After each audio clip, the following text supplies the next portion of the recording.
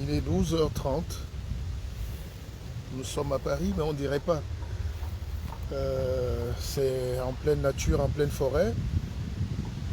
Ces moments d'introspection, c'est très important, surtout les week-ends. Tout le monde est à la maison. Donc faites-moi plaisir, échangez avec le pépé. Mais je suis entré en forêt à 5 heures du matin quand on a fini le premier direct. Et puis bon, ouais, je suis très heureux là et je passe mes journées parfois comme ça. Je ne vous dis pas de faire pareil, hein. Chacun a sa vie, chacun a son destin, chacun a son étoile. Mais nos ancêtres ont tracé la route pour nous. Les savants ont vécu avant nous, ils ont écrit des choses, il faut juste qu'on applique. On a un problème de développement personnel, on a un problème de développement collectif. Les gens souffrent de plus en plus aujourd'hui parce qu'ils sont seuls. Ils ne savent pas quoi faire, ils ne savent pas à qui s'adresser. Et il faut beaucoup de courage pour prétendre parler aux gens. Il faut même beaucoup d'humilité. Il faut beaucoup de grandeur aussi, mais il faut le faire. La vie a horreur des gens qui stagnent. Les gens qui combattent les autres, qui avancent là, sont des gens qui ne doivent pas exister parce que il faut avancer. La vie, c'est qu'il faut avancer. Et la vie, c'est que tu vois le fond du trou là-bas, qui est la mort, mais tu es obligé d'avancer vers ce trou. Et quand tu tombes là, personne ne sait. Quand on est mort, aucun mort n'est jamais revenu nous dire ce qui se passe quand on est mort. Il y a d'autres qui ont une petite expérience de la mort imminente, ce n'est pas la mort. Quand on dit mort, c'est partir, le mourir. Donc, vous avez vu que chez nous, les gens ont un problème avec la mort. Quand un Africain va mourir, même à l'hôpital, ou une Africaine, elle en veut au monde entier. Quand tu vois des gens mourir, chez les grands esprits, tu es content. Voilà. Bonjour à vous tous. Doc Flo, justement, Akeva Business Conference à Abidjan, à l'hôtel Pullman, c'est dans 6 jours, dans une semaine. Je serai à Abidjan, effectivement. Et merci. Armand Etondé, bonjour à toi, mon cher frère, que j'adore. Donc, et je serai à Abidjan, pourquoi? Parce que je vais voyager dans toute l'Afrique, je l'ai toujours fait. Mais il faut aller parler à ces jeunes-là, à ces gens, à ces hommes, ces femmes qui nous appellent, qui nous aiment. C'est l'Afrique comme partout ailleurs. Il y a aussi la médiocrité là-bas, il y a la tricherie, il y a la corruption, il y a tout ce qu'il y a en Afrique. Mais il y a aussi cette Afrique qui s'invente, cette Afrique positive, cette Afrique qui peut dépasser les conflits. Je ne sais pas si je dois garder le casque. Il faut aller vers les autres. Et cette conférence que je ferai à Abidjan est un témoignage d'amour pour ce peuple. Voilà. Nous sommes des Africains, nous devons faire ce qu'on a à faire. Le problème en Afrique aujourd'hui, c'est que les choses que le monde entier connaît, on va toujours cacher ça. Le vent souffle très fort. Bon, on ne mettra pas long, je ne vais pas attraper froid. Donc, il y a un côté très cachotier qu'on a dans nos cultures. Et il y a encore des pays où on vit comme au Moyen-Âge. Il y a des pays où les gens croient aux choses du Moyen-Âge. Or, l'intelligence, l'éducation, le savoir distribué permet aux gens d'ouvrir les yeux. Vous savez, je n'ai pas dormi cette nuit d'ailleurs, hein, mais je réfléchissais même en marchant tout à l'heure. À un moment au Moyen-Âge, les gens pensaient que Dieu habite au ciel et qu'il a eu des représentants sur terre, et c'était l'Église qui était très puissante. L'Église catholique, avant que les protestants ne partent, ceux qui ont récupéré la chrétienté, Donc ils ont arraché le fils juif quand il est mort. Et ça créait des bouleversements terribles. Les gens travaillaient pour aller donner au cardinal. Pour aller donner. Donc l'évêque rasait tout. Le curé prenait tout. Tu as tes pommes de terre, tu as ton sac de pommes de terre. Le curé ou l'évêque ou le cardinal prend les 3/4 de tes pommes. Parfois tu cultives, même tu meurs de faim. Parce qu'on dit qu'il faut tout donner à Dieu. Alors ça créait beaucoup de conflits et de guerres. Déjà entre les chrétiens. Et puis, le monde a évolué comme ça. Je ne vais pas vous faire l'histoire. Après, il y a eu l'intelligence, la découverte de la science, la révolution scientifique et technique. Ça fait que les gens ont décidé de se prendre eux-mêmes en charge. Ils ont dit oui, Dieu le Père, on t'aime beaucoup, mais là où tu es. Donc reste là-bas. On t'adore, mais reste là-bas. Laisse-nous nous débrouiller. Donc ils ont créé des systèmes qui leur appartiennent. C'est pour ça qu'on a créé les rois, la royauté est venue. La royauté a remplacé le clergé. Oh, Caneton, là, taisez-vous un peu, le peuple parle. Vous ne me respectez pas? Alors, quand en France, par exemple, il y a eu des révolutions, c'était pour... Déjà, il fallait séparer l'État et l'Église. Maintenant, il fallait séparer maintenant l'État de la royauté. Donc, c'est pour ça qu'on a coupé les têtes des monarques en 1789. Ça, vous connaissez tout ça. Et aujourd'hui, vous avez un pays, vous avez des pays en Afrique où un ministre enlève de sa poche 1 ou 2 milliards de sa poche. Un pays pauvre en Afrique où il offre une église. Dans une cité où il n'y a pas d'eau, les jeunes sont au chômage. Donc, il fait comme au Moyen-Âge. Vous avez des gens... C'est vrai que quand ces gens-là, ces curés, ces cardinaux sont assis, et ils protègent leurs intérêts, ils n'ont jamais été du côté du peuple. Pourtant, quand vous regardez pour les chrétiens et tout ça là, les croyants, Jésus criait mort pourquoi? Qu'il ait été là ou pas. Mais prenons l'histoire. Le gars est mort justement pour la défense des plus petits, des pauvres, des gens qu'on exploite, des gens qui n'ont rien. Mais moi j'ai beaucoup d'amis, même dans ma famille. Hein. Le frère de ma grand-mère était un abbé très connu. Hein. C'était l'un des premiers abbés, abbé Penda. Lui, il avait le très bon vin chez lui. Hein. Les souffrances, il faut les digérer. On vous apprend à accepter vos souffrances, donc accepter le destin. Il y a un côté fatalité. Accepter sa souffrance, sa misère, ne jamais s'en sortir. Accepter que c'est un déterminisme. Dieu a décidé ainsi. Vous êtes pauvre, c'est comme ça. Alors, imaginons aujourd'hui, nous sommes en 2021, chers frères et sœurs, donc nous sommes tous vieux, même dans la tête. Et vous avez encore des gens qui arrivent dans des pays où on doit créer l'économie, ouvrir les universités. Si moi j'ai 2 milliards aujourd'hui à donner, qu'est-ce que je fais de ça? J'ouvre une école. Une vraie école. Or, je ne conteste pas, chacun fait ce qu'il veut, mais des gens prennent votre propre argent pour donner l'église. Alors vous avez beaucoup de milliardaires qui font ça en Afrique, surtout au Cameroun. Leurs sociétés sont en faillite, mais ils font des dons. 1 milliard à l'église, il a construit l'église, mais construisez des sociétés. Mais après, quand les autres viennent avec leurs sociétés, construire les routes, les ponts, les forages chez vous, vous dites on ne veut pas. Pendant que vous faites ça, ici en Europe, l'église est rentrée dans les cœurs des gens. Les églises sont devenues des monuments. J'ai une église là à côté de chez moi, c'est une bibliothèque. En Allemagne, il y a même des discothèques aujourd'hui, des restaurants. Ça devient des bijoux parce qu'on a dépassé cette étape-là. On est à l'étape où il faut injecter la connaissance à chacun dans sa petite tête.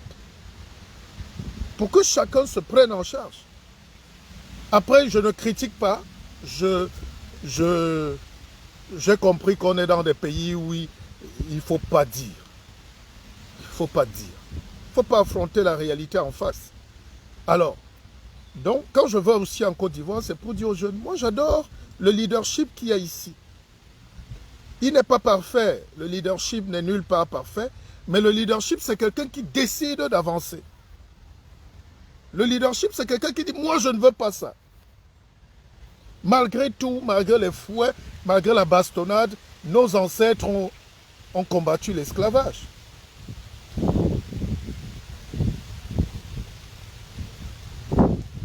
On est d'accord? Ne vous gênez pas pour moi, j'ai mon temps. Hein? Vous n'êtes pas habitué aux gens qui travaillent tout le temps. Ne vous posez même pas de questions. C'est mon énergie, c'est mon temps, c'est ma perte de temps. Vous ne pouvez pas aller, quand vous vénérez le Christ, il est mort sur la croix pour vous, mais vous voulez vivre sur la croix des autres. Vous ne voulez pas vous mourir pour les autres. Donc, nous avons un énorme travail à faire, une responsabilité énorme, parce que demain, on va nous demander, mais comment vous avez vécu dans cette époque où tout est déjà là? Les savoirs sont savoirs. Tout est exposé aujourd'hui, mais les gens croient encore que quelqu'un va se lever un matin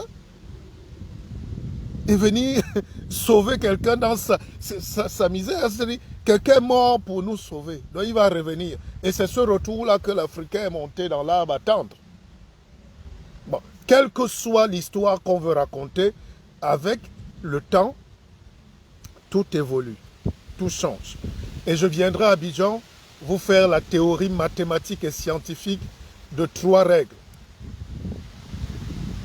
P, S,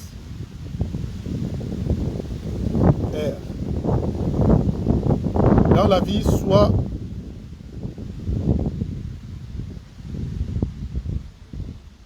il y a la progression, soit il y a la stagnation, soit il y a la régression. Vous ne pouvez pas, avec tous les savoirs qu'on a aujourd'hui, même quand tu racontes ça à un petit enfant, prenez un petit enfant qui se balade là, tu lui dis que quelqu'un va revenir me sauver, il va dire, mais pourquoi il va me sauver? Il va me sauver de quoi? Qu'est-ce que j'ai fait? Ma vie est devant moi, il me sauve de quoi? Donc, aujourd'hui, l'intelligence nous permet de dire autre chose à nos enfants, à la jeunesse. Les gens veulent connaître ce qui se passe dans le monde. On n'a plus envie que quelqu'un vienne nous raconter des choses qu'on raconte aux bébés. Alors, donc, il faut croire, on ne lutte pas contre les foi des gens, mais vous croyez en quoi et en qui? Les Européens, à un moment, se sont pris pour eux-mêmes, pour Dieu même. Et ils ont décidé que pendant qu'ils vivront sur terre, ils seront les maîtres. Il faut faire comme eux.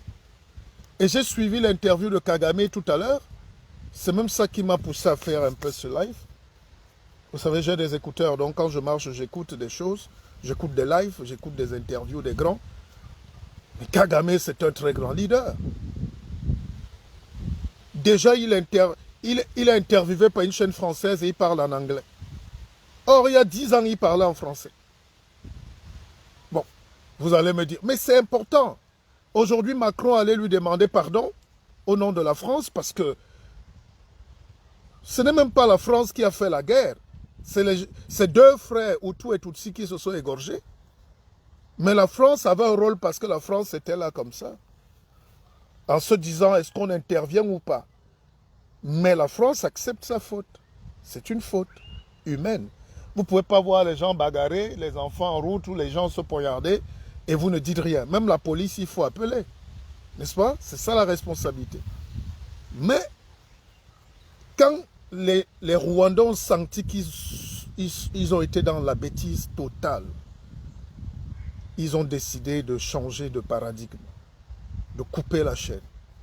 Ils ne sont plus esclaves de quelqu'un. Ils vont travailler, ils vont compter sur eux-mêmes. Aujourd'hui, quand vous arrivez à Kigali, il n'y a pas un papier au sol. Ils fabriquent leurs portables, leurs batteries, leurs vélos.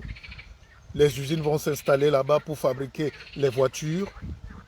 Volkswagen est là-bas, Fiat est là-bas, Mercedes est là-bas. C'est différent de l'Afrique de la victimisation. J'en ai parlé ce matin à 3 heures du matin. Quand vous arrivez à Kigali, les jeunes, ils coupent leur thé là, ils sont dans la bourse et ils vendent. Ils utilisent toutes les connexions. Vous entrez à l'hôtel à Kigali, tout le monde a 20 ans, 30 ans. Ils ne veulent pas passer sur Trace TV, hein. Ils ne bougent pas les fesses. Chacun est en train de vendre quelque chose avec un fournisseur à Londres, hein, en Allemagne, en Inde. Et ils se développent. Quand j'étais à Kigali, j'ai vu une affiche. Une compagnie de téléphonie recrute. Ils cherchent un directeur, je ne sais pas quoi. L'affiche est restée là pendant au moins 6 mois, on m'a dit. Aucun Rwandais n'a envie d'aller travailler pour 400 000. N'est-ce pas? Le gars plante ses choux. Il appelle et il vend ses choux sur la bourse. On a l'Internet. C'est pour ça que j'ai créé Akeva Bank pour expliquer aux gens. Moi, je ne fais pas de bitcoins. Je ne viens pas mentir aux gens. Je viens vous expliquer que le monde est ouvert à nous. La capitalisation boursière, tu as sur la bourse, tu regardes l'indice de la monnaie, des valeurs, le Nasdaq, tout ça là, le Nikkei. Tu regardes et puis tu regardes les matières premières. On achète. Et c'est ces intermédiaires qui font que le vendeur de cacao qui est au village ne sait même pas ce que c'est que le cacao qu'il vend. Or, au Rwanda aujourd'hui, tous les enfants là, tu ne peux pas. Il a 10 variétés de thé, c'est lui qui fixe son prix, avec l'acheteur qui est à Londres. Tu es d'accord, il envoie le camion, on charge, on met au port et on vend. Tout est digital. C'est ça Akeva Bank aujourd'hui. C'est ça. Il faut amener les gens à ne plus être victimes. Je discutais avec un ami, un frère hier, on avait une réunion, je pense, on parlait de start-up. Chacun a sa propre start-up. Il y a encore quelques temps, quand je faisais le direct, les gens disaient, mais lui, il travaille quand?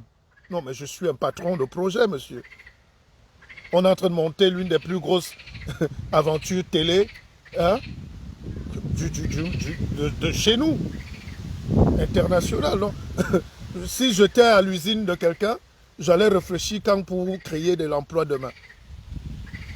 C'est nous qui écrivons. Quand je me lève à 2 heures du matin, j'écris. Je suis là, j'ai mes notes, je suis en train d'écrire aussi. Quand j'ai fini d'écrire, je vous donne 1 heure pour partager un peu le savoir.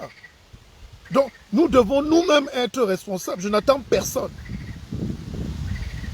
Même la femme qui doit être à côté de moi sait que quand je veux travailler, il faut qu'elle m'aménage même l'espace pour avancer. Sinon, nous n'allons jamais nous en sortir. Pourquoi l'Afrique ne peut pas se développer?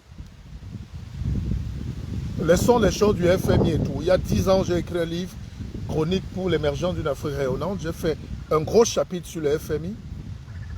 Et aujourd'hui, je suis étonné que les gens découvrent le FMI. Vous croyez que quelqu'un va mettre son argent pour t'enrichir?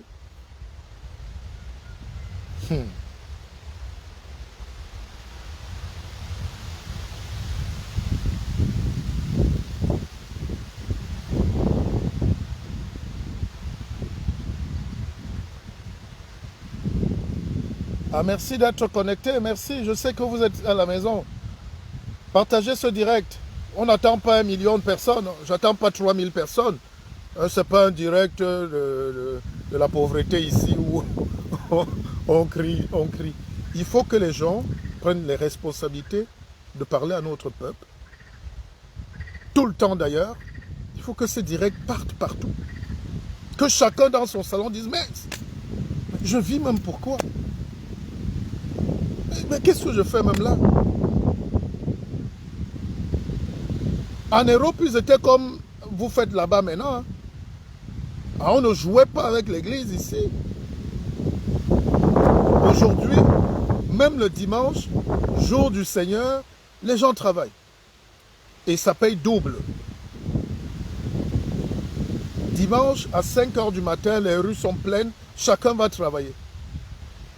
Un pays développé ne dort pas. Un pays développé n'a pas le temps à perdre. Pendant que d'autres se reposent, d'autres travaillent, d'autres se reposent. Mais chez nous, tu trouves tout un pays qui dort. Les seuls endroits ouverts, c'est les bars, c'est les boîtes, et les gens se plaignent. Vous savez le nombre d'heures qu'il faut pour réfléchir. Je vous pose la question. Je vous prends à témoin. Il est 13h moins 10. Je suis debout depuis 2h du matin. On a fait un live ensemble. Jusqu'à 7h, je pense. N'est-ce pas? Et depuis là, je suis là en train de réfléchir. Je n'ai pas dit que tout le monde doit faire ça, mais je veux dire que les leaders doivent prendre leurs responsabilités. Maintenant, si on retombe sur le champ politique.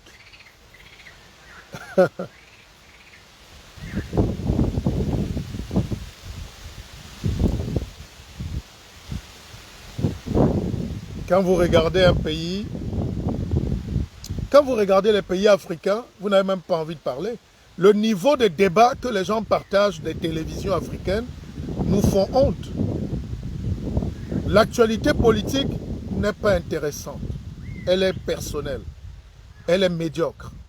Elle est de guerre. Même les gens qui sont éduqués sont dans les combats de « je vais te tuer, tu vas me tuer ». Tu as volé, j'ai volé. Et puis, les vrais problèmes, comment faire pour créer une société nouvelle, personne n'en parle. Les gens viennent 2 heures s'asseoir pour parler de leurs choses. Ils racontent leur vie. Ils demandent l'expertise. On a tellement affamé les peuples africains que quand on leur apporte de l'aide, internationale ou pas, on sait qu'elle va tomber entre les mains des prédateurs, des bandits qui dirigent, et ils vont renvoyer cet argent d'une manière ou d'une autre.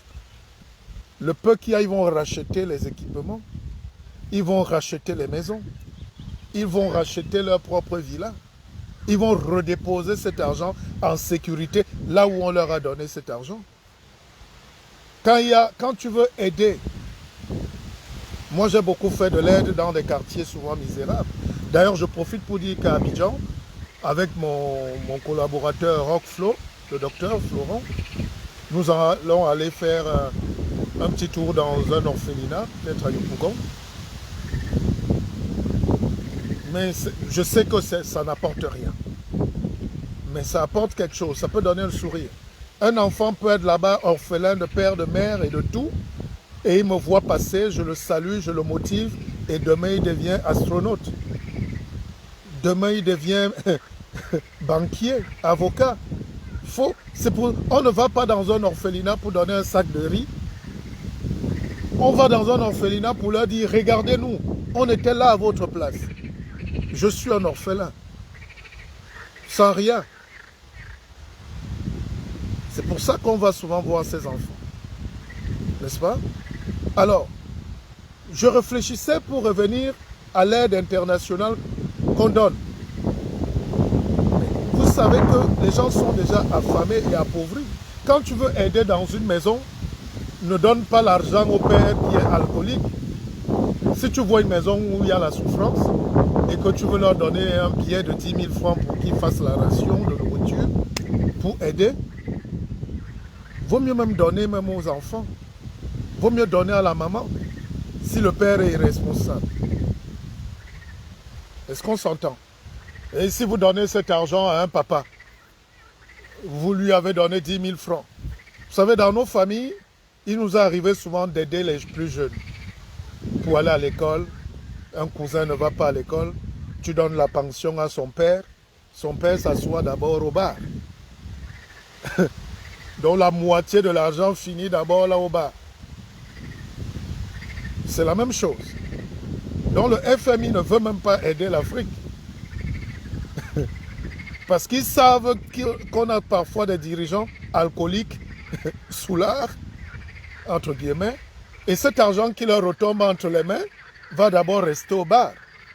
Et le bar appartient à qui? Au FMI qui est actionnaire. Le bar appartient à qui? Donc, voilà comment on fait des cours d'économie et d'intelligence à la jeunesse terre à terre pour que tout le monde apprenne et tout le monde comprenne.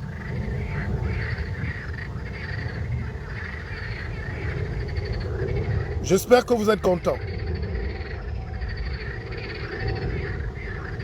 Mais si vous êtes content, dites que vous êtes quand même content. C'est pas... Faites quand même savoir que vous êtes content et partagez quand même. Hein? Alors donc j'expliquais que Quand tu veux apporter une aide substantielle, il faut cibler. Cette théorie-là, cette planification-là, ça n'aidera jamais l'Afrique. Pour les deux raisons. Celui qui te donne son argent veut que tu achètes son pain ou ses armes. Deuxième raison, celui qui te donne son argent sait que tu vas aller consommer sa bière, tu vas racheter les vestes qu'il fabrique, donc tu vas nourrir ses entreprises. C'est le b.a.-ba de l'économie. Ce n'est même pas mauvais. Maintenant, tu peux prendre et tu fais comme les Asiatiques.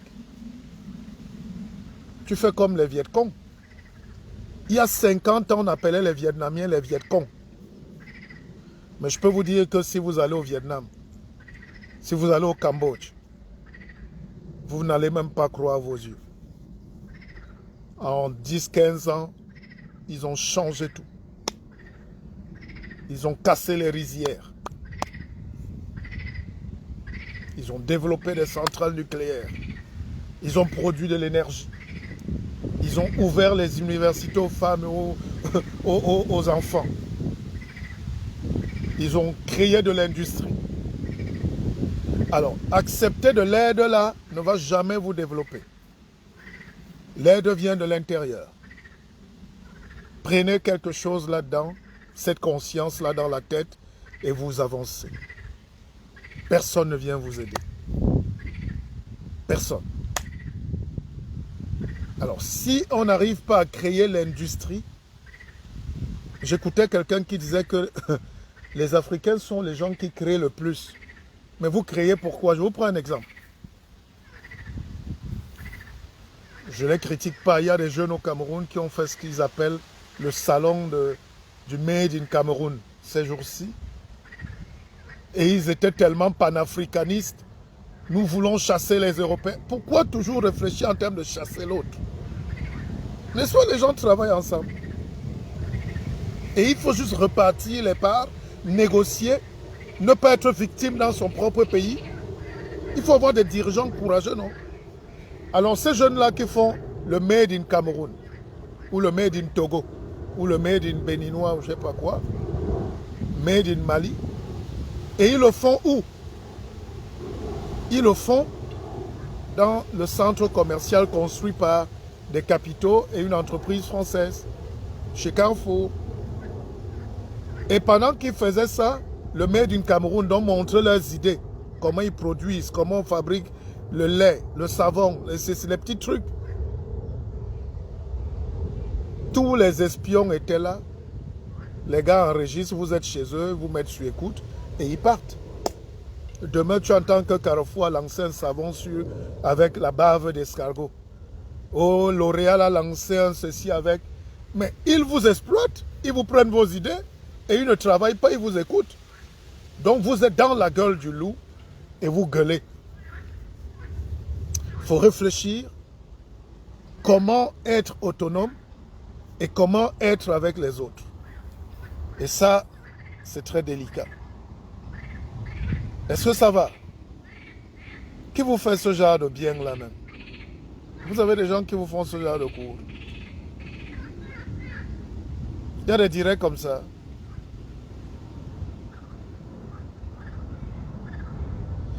Deuxième chose aussi, il faut savoir que pour que les gens... Non, laissez les entrepreneurs là. Il faut réfléchir. Il faut réfléchir. Vous êtes chez Carrefour, les panafricanistes qui détestaient Carrefour et la France, mais vous êtes en train de développer vos idées et vos secrets dans leur bâtiment. Allez faire ça dans vos villas, dans la forêt, vous coupez tout. Vous gardez la formule. Et j'ai constaté ça, ce n'est pas aujourd'hui, ça fait des années. On organise des concours de start-up, mais en réalité, c'est là où on pique les idées. Chaque année, ces multinationales-là envoient des gens faire comme s'ils cherchaient des idées, ils vous piquent vos idées, et quand tu te balades, tu vois le jus de Bissap chez Auchan. Tu dis, merde, c'est pas le foléré qu'on buvait là. Tu vois ça, c'est pas. Ils ont appris, ils ont breveté le truc. Donc, nous devons prendre nos responsabilités pour dire à l'Afrique, vous n'allez pas vous en sortir en ne fournissant pas 2 fois plus d'efforts.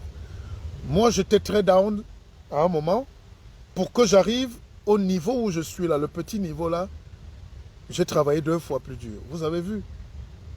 J'ai fait des lives, j'ai couru, j'ai perdu du poids. J'ai tout fait 2 fois pour revenir là en forme. Donc, si tu veux te développer, il faut faire tout 2 fois plus que les autres. Est-ce qu'on travaille 2 fois plus? Est-ce qu'on lit 2 fois plus? Est-ce qu'on réfléchit 2 fois plus? Est-ce qu'on souffre pour acquérir le savoir 2 fois plus? Ici, on ne dort jamais. Alors, j'aime quand les intellectuels font les débats pour raconter oh, telle politique, tel le Mali a fait, la Côte d'Ivoire a fait, mais concrètement, ils ne servent pas à la communauté parce qu'ils ne produisent rien. Ils ne produisent rien. On ne peut pas passer notre temps à créer l'invective quand les gens ont envie d'écouter quelque chose qui les booste, quelque chose qui les transforme, quelque chose qui les développe, quelque chose qui les libère. Il faut libérer le peuple. Il faut libérer le peuple, pas par la démagogie politique. Ça, je sais le faire. Je suis un homme politique, ça vous le savez. Donc, mais il y a des choses où quand la politique politicienne est en panne, il faut former les gens. Il faut occuper les gens à autre chose. À mieux s'habiller, à mieux protéger leur santé, à mieux protéger leur avoir, à mieux organiser leur temps. Hein?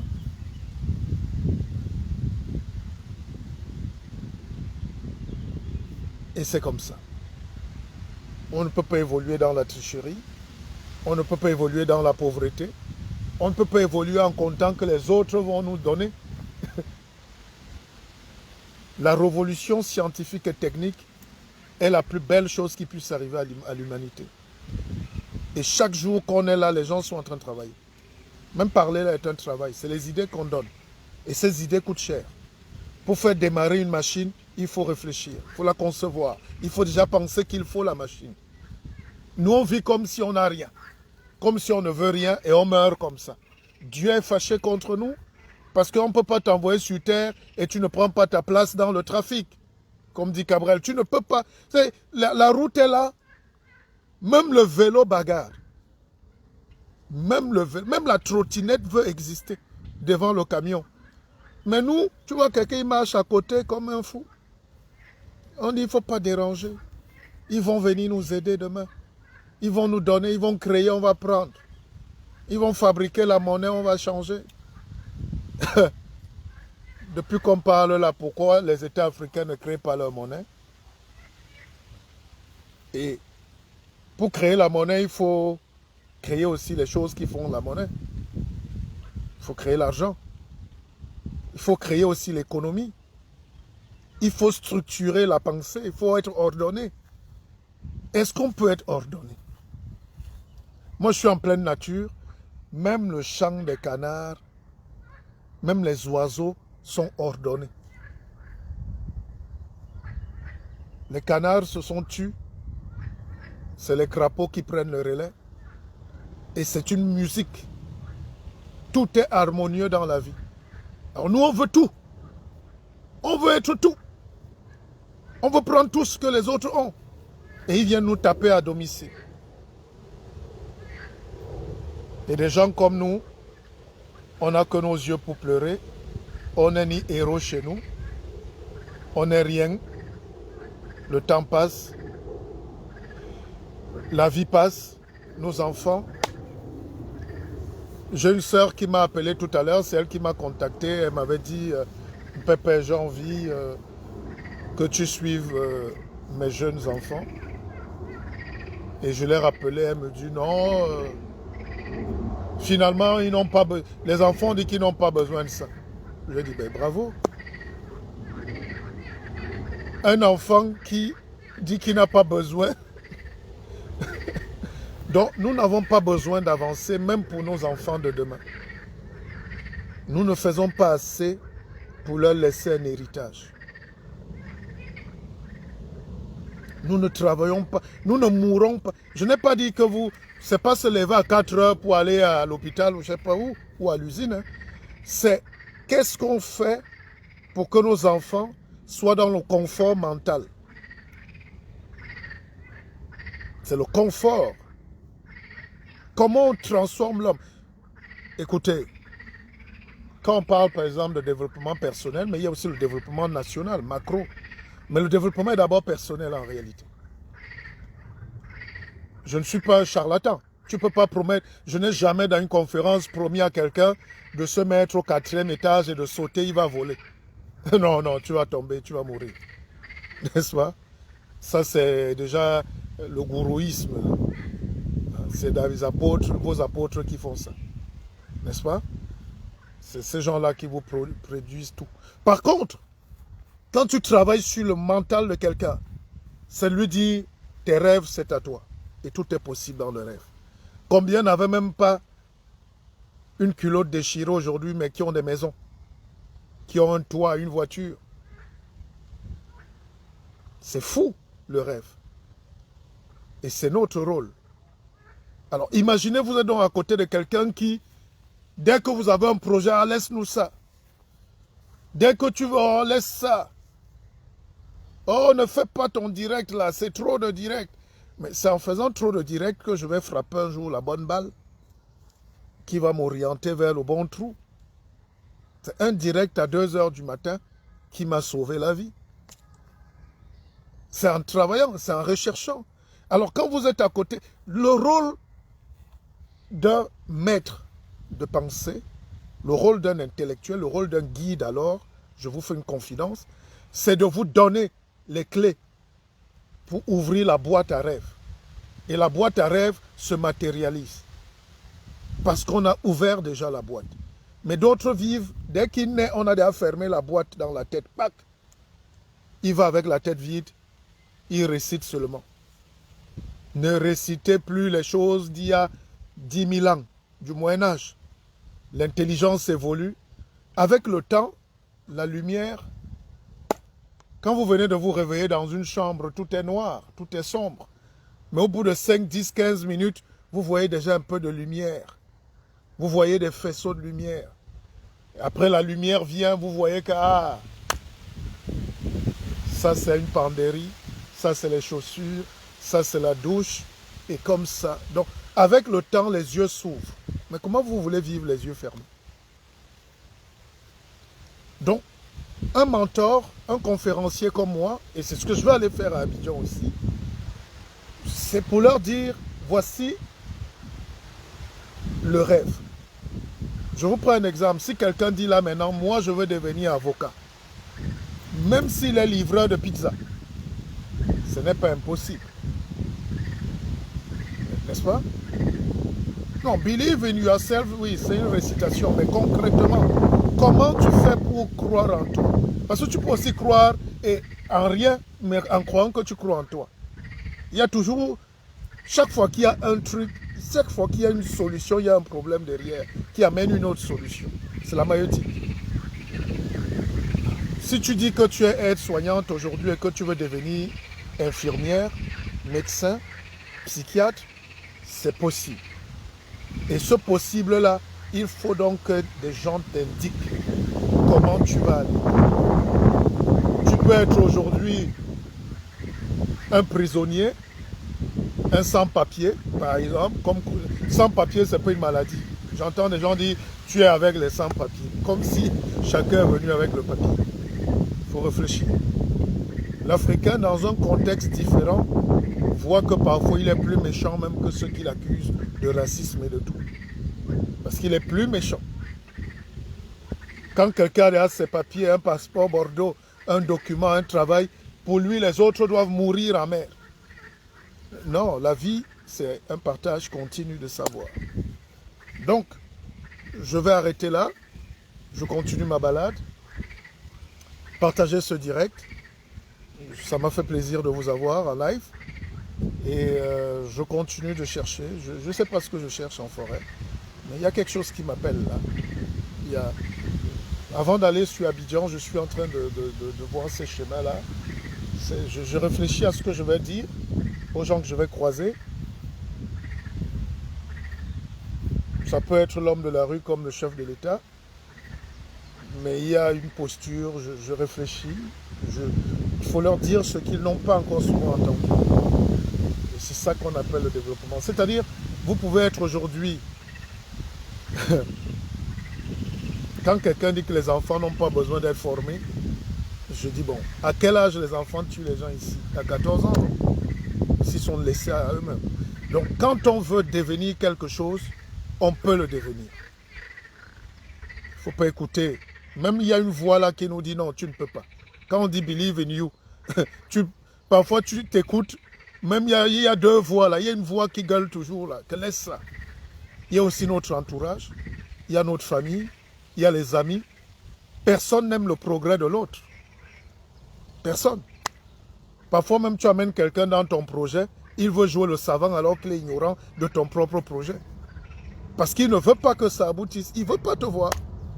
Donc il faut faire gaffe, il faut aller se ressourcer et vraiment prendre des choses plus profondes pour avancer. Allez, je vous laisse, bon samedi. Et je voulais dédicacer ce direct à un de mes oncles, qui était l'un des plus... Il était le moins nanti de ma famille. Mais c'est quelqu'un qui était abonné à tous les magazines. Il n'a pas fait de grosses études. C'est grâce à lui que j'ai une formation un peu plus poussée dans la lecture.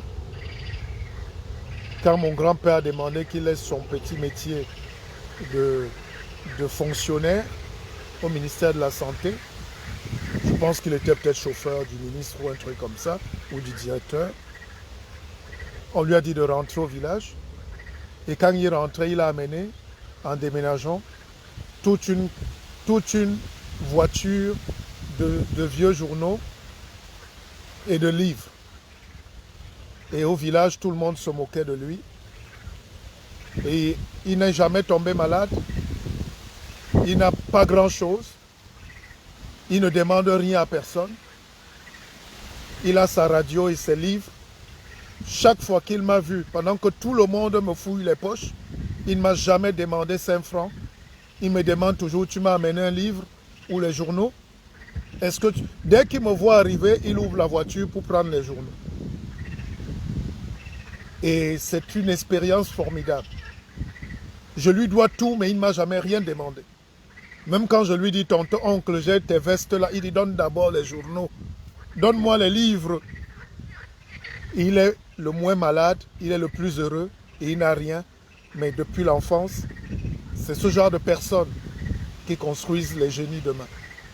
Et si vous avez un type comme moi aujourd'hui qui vous incite et incite les enfants à la lecture, c'est parce que c'est là où il y a le trésor. Après, il y a les séries, il y a Netflix, il y a les jeux vidéo, tout ce que vous voulez. Mais la lecture, c'est Dieu. Akeva, Akeva, Akeva. Bon week-end.